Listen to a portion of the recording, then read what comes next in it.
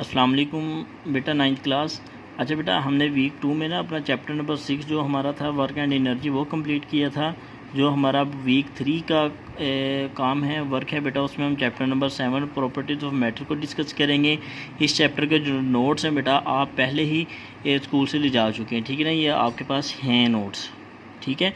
तो सबसे पहले हम इसके शॉर्ट क्वेश्चन जो इंपॉर्टेंट है इस चैप्टर के उनको डिस्कस करेंगे, ओके।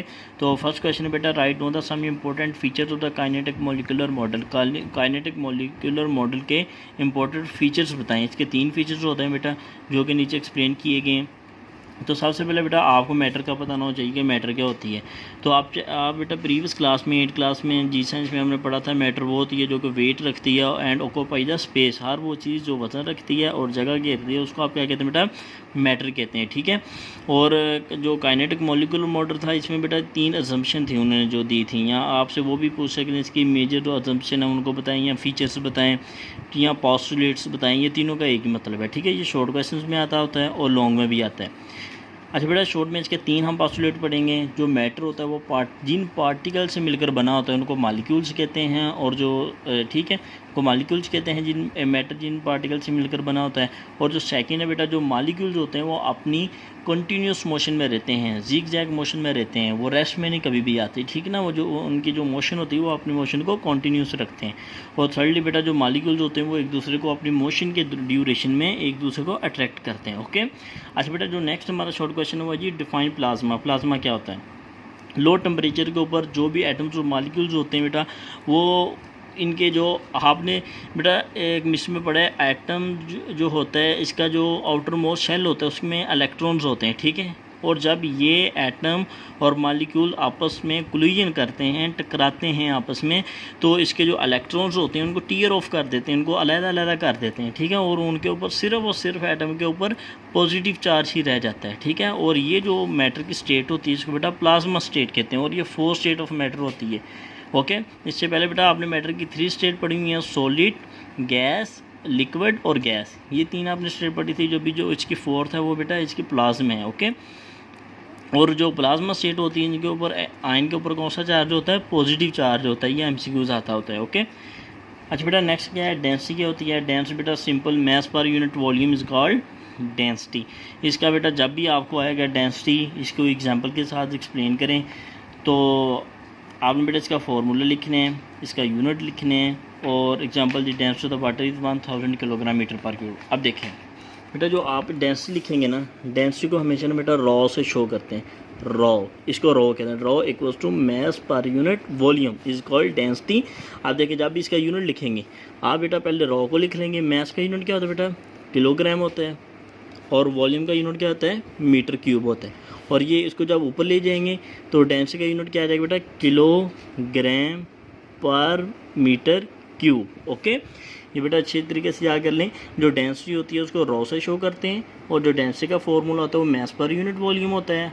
तो जब हम इसका यूनिट निकालेंगे तो मैस का यूनिट क्या होता है बेटा? ऐसा यूनिट किलोग्राम होता है, वॉल्यूम का मीटर क्यूब होता है। जब मीटर क्यूब को ऊपर ले जाएंगे तो बेटा मीटर पर क्यूब आ जाएगा, ठीक है। इसका मतलब जो डेंसिटी है इसका यूनिट क्या हुआ? किलोग्राम पर मीटर क्यूब। अब इधर देखिए बेटा, डेंसिटी का फॉर्मूला लिखा है मैस पर यूनिट वॉल्यूम, ये यूनिट, और ये वाटर की जो डेंसिटी है ये आपने याद करनी है, ओके। ये 1000 किलोग्राम पर मीटर क्यूब होता है। ये एमसीक्यूज भी आता होता है, ठीक है। ये अच्छे तरीके से करनी है। अच्छा बेटा, नेक्स्ट है जी आपका प्रेशर। प्रेशर की क्या डेफिनेशन है जी? प्रेशर बेटा force per unit area is called pressure, okay. यानी कि एक एरिया पर जितनी फोर्स लगती है, ठीक है ना बेटा, किसी भी बॉडी के एरिया पर जितनी फोर्स लगती है उसको आप प्रेशर कहते हैं। जैसे ये बेटा ये देखें, इसका फॉर्मूला सबसे पहले आप लिखेंगे P equals to F over A, यानी कि P equals to force per unit area. अब देखिए जितनी किसी भी बॉडी के एरिए पर कितनी फोर्स लगती है उसको क्या कहते हैं बेटा? प्रेशर कहते हैं। जब इसका यूनिट आप लिखेंगे बेटा P इक्वल्स टू, फोर्स का यूनिट क्या होता है? न्यूटन, जिसको कैपिटल N से शो करते हैं, और एरिया का यूनिट क्या होता है? मीटर स्क्वायर होता है, ठीक है। इसको भी बेटा ऊपर ले जाएंगे ये न्यूटन पर मीटर का स्क्वायर आ जाएगा। और बेटा दूसरा इसका जो यूनिट होता है पास्कल भी होता है, ये भी आपने याद रखना है, ठीक है। और ये एक स्केलर क्वांटिटी होती है। और आप सिंपल ये भी लिख सकते हैं force per unit area is called pressure, simply आप लिख सकते हैं फार्मूले के अकॉर्डिंग। और साथ में बेटा क्वांटिटी स्केलर होती है, सिंबल कैपिटल P होता है, उसका यूनिट है न्यूटन पर मीटर का स्क्वायर होता है इसका जो यूनिट है। ओके, ये MCQs आते होते हैं, ये आपने याद रखना है। यंग्स मॉडुलस का, प्रेशर का, इनके जो डेंसिटी का यूनिट क्या होता है। ओके, अच्छा बेटा एटमॉस्फेरिक प्रेशर क्या होता है। एटमॉस्फेरिक प्रेशर को बेटा डिस्कस करने से पहले ये देखें, फादर में बेटा ये हमारी अर्थ है, ठीक है ना। इसको ना हवाओं ने लपेट कर रखा हुआ है, इसके इर्द गिर्द जो है ना ये सारी हवाएं हैं, ये हवाएं चल रही हैं जिन्होंने ना सराउंडेड किया हुआ है हमारी अर्थ को। ये फ़र्ज़ करें बेटा ये हमारी अर्थ है, ठीक है ना, ये हमारी अर्थ है। इसके जो इर्द गिर्द हैं ये हवाओं ने इसको कवर किया हुआ है, जिसको आप एटमॉस्फेयर कहते हैं।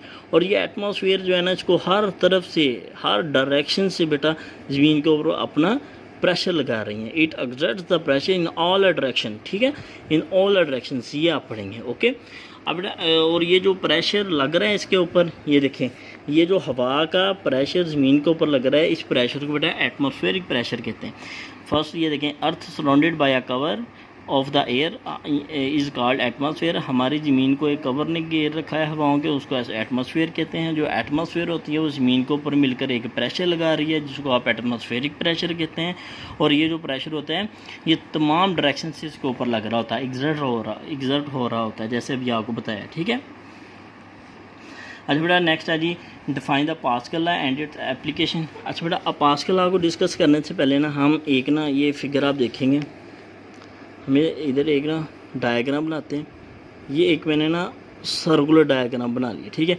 इसके अंदर ये वाले मैंने ना सुराख छोड़ दिए, ये वाले सुराख छोड़ दिए, ठीक है ना, ये मैंने सुराख छोड़ दिए हैं। इसके अंदर मैंने लिक्विड भर दी है और इसके ऊपर ना मैं एक प्रेशर लगा रहा हूँ, फोर्स लगा रहा हूँ, फोर्स के साथ। ये मेरे पास एक पिस्टन है।